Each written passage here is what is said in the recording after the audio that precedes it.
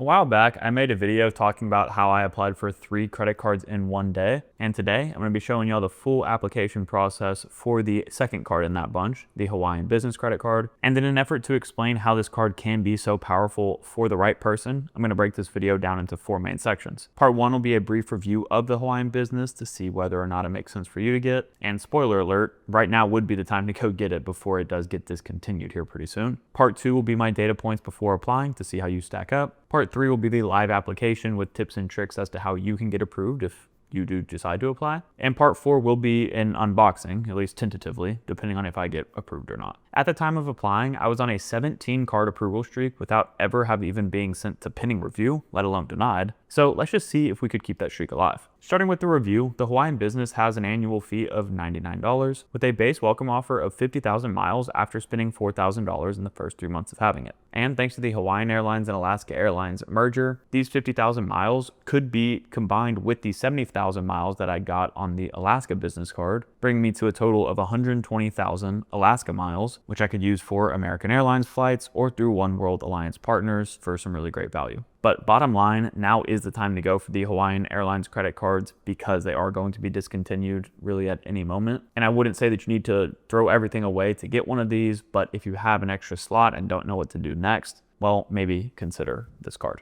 Moving on to how this card earns, it'll give you 3x back on eligible Hawaiian Airlines purchases, 2x on eligible gas, dining, and office supply store purchases, and 1x on everything else. So overall, there's really nothing I would use this card on since I have the Chase Sapphire Reserve covering me at 3x back on all travel through October 26th of 2025. And my Venture X can cover all of the other categories at 2x back. And I prefer earning Chase Ultimate Rewards points and Capital One miles to Hawaiian miles. Generally, even if a card has terrible earning categories, there is one specific situation in which it could make sense to still use it, and that would be to activate its credits and benefits. However, this card in particular really doesn't have any. Really, the only 2 benefits this card has is going to be a one-time 50% off companion discount for round-trip coach travel between Hawaii and North America on Hawaiian Airlines, and the ability to earn either 20,000 or 40,000 points if you spend between $50,000 and $100,000 or $100,000 plus in annual purchases on this card. The latter benefit there is nowhere near worth it. Definitely don't put that amount of spend on this card. And even the benefit that could be pretty solid, the companion fare, is seemingly pretty annoying to use. Apparently, a few days after getting approved for this card, you should get an email with a promo code telling you what your companion fare discount code is. But once you book that trip, there can be no changes made to your itinerary. At least that's what I read on Reddit.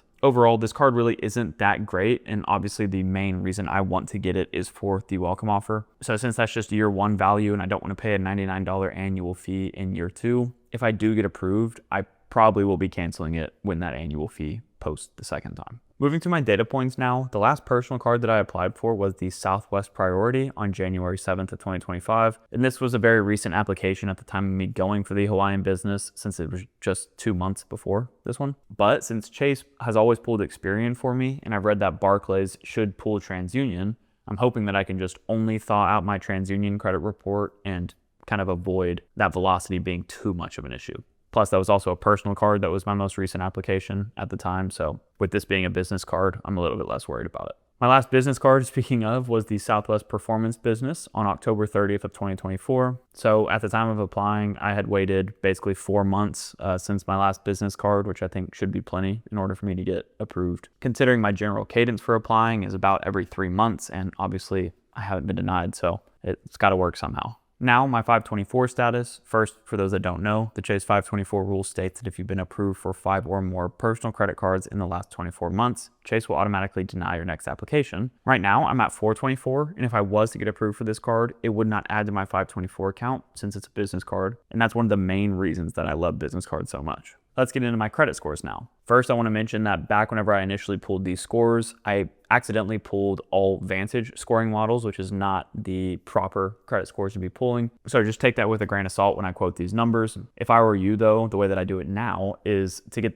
a FICO score from each 3 of the bureaus, Experian, Equifax, and TransUnion. I pull Experian directly from Experian. I pull my Equifax score from my FICO, and I pull my TransUnion score from one of the banks that reports a FICO TransUnion score. And right now, the 2 main ones that I know of are Capital One and Discover. So starting with TransUnion, I did pull this from CreditWise with Capital One, but this was back before they switched to the FICO scoring model, so that's why it's not exactly accurate. But I pulled a 770 with one hard inquiry. Equifax, I pulled from Credit Karma. Again, not ideal. My score, once again, though, reported as a 770. And on this graph, you can see that there was a little jump on March 5th that none of my other scores showed, so I just assumed that was Credit Karma making an error, and I took the score from the day before. My inquiries with Equifax was 0. Then Experian, I pulled from Credit Journey with Chase, and the score reporting there was a 759 with 7 total hard inquiries. Experian is the score that I care most about because that's where Chase pulls and most every bank in Texas pulls, it seems. So that's why my strategy is leaning so hard on them pulling TransUnion rather than Experian, and I'm not even thawing my Experian report at all. Last note before we dive into the application, I should mention that I always have all of my credit reports frozen until I'm ready to apply for something. That way I just keep my information hidden from those that I don't want having it. And for you to do the same, it's very simple. You just create a free account with each of the bureaus, and within a couple of clicks, you can freeze or thaw your credit report within seconds. Also, I want to mention that I'm okay applying for this card now and getting a hard inquiry and a slight hit to my credit score because I'm not applying for a mortgage or a car loan anytime soon. And I'm also above the excellent credit range by a good margin, so I'm not worried about this. But if you're somebody like right on that edge between excellent and good credit and you're about to apply for, say, a mortgage, you probably want to hold off on all credit card applications for a bit. With that groundwork laid out, let me go back in time to March 5th and let past me take it away. Again, another bank I have never applied for a card from before, so this full application is completely new to me. We'll go through it line by line once again. Go ahead and zoom in for us. Hawaiian Airlines World Elite Business MasterCard, 50,000 miles after qualifying account activity. Nice. Let's fill out your application. Starting with the business information. Legal business name, we know that. Legal entity type, this will be a LLC for me. Again, good amount of options here. Federal tax ID, simple enough. Desired business name on card, straightforward. Years in business, once again, longer the better, but hey, no matter what, just, put what is honest. But this is as soon as you, started creating your business. So think about it like that. Number of employees, I'm not sure if I should put 0 or 1 here. They don't really have anything to outline it further, which is interesting. But I'm going to put 0 and it's letting me, so that's good. Gross annual business revenue for preceding fiscal year. So this is asking for business revenue from last year, not expected going forward. So that's something I've never seen specified before, but I guess we'll go in line with that. Business phone number, country of formation, easy. Business mailing address, super straightforward. Nature of business looks like an interesting one. This is going to be, again, where you have to select based on their list what you most closely align with. To answer if you intend to trade or operate with any of these countries, then you come down to personal information, very straightforward. Position in business, obviously you select what is most applicable. I'm an owner, so there you go. Percentage of ownership, 100. Are you a US citizen? Yes. Own, rent, other, I rent. Enter your monthly housing payment. Enter your personal address. You can say if it's the same or not. Security information, your social, date of birth, total gross annual income. As I always say, if you're under 21, include sources of income from your parents or whoever else gives you money. And then controlling manager will be the same as last, where I'll probably just select my name from here. Hawaiian Airlines number is also going to be important. You tell them whether or not you want employee cards, and then you have your electronic delivery consent, legal terms, terms and conditions, which we know all about, and then you can click the apply now button. So I'm going to go ahead and fill all of this out and get back to y'all in a split second. Oh, now this populated, I don't remember seeing this, but you have that same kind of the Small Business Lending Equal Credit Opportunity Act data collection. What a title. So this is the same thing I filled out on the Bank of America card, the Alaska card. Okay, let's go ahead and submit this application here in 3, 2, 1. Hopefully they pull TransUnion, no pending review, no denial, but I have a feeling I'm probably going to get sent to one of those, especially with that application just posting with the Bank of America card. But well, there we go. Application is being reviewed. They're not able to give me an immediate decision. Your application requires further review. We'll notify you in no more than 30 days about the status. I'm gonna go ahead and open up this tab just to see, and I can return to Barclays' homepage, but I'll probably just call their customer service and see what's going on with that. All right, let's call, I guess, Barclays reconsideration real quick and see if I can get that changed to an approval. See how this goes. Welcome to Barclays.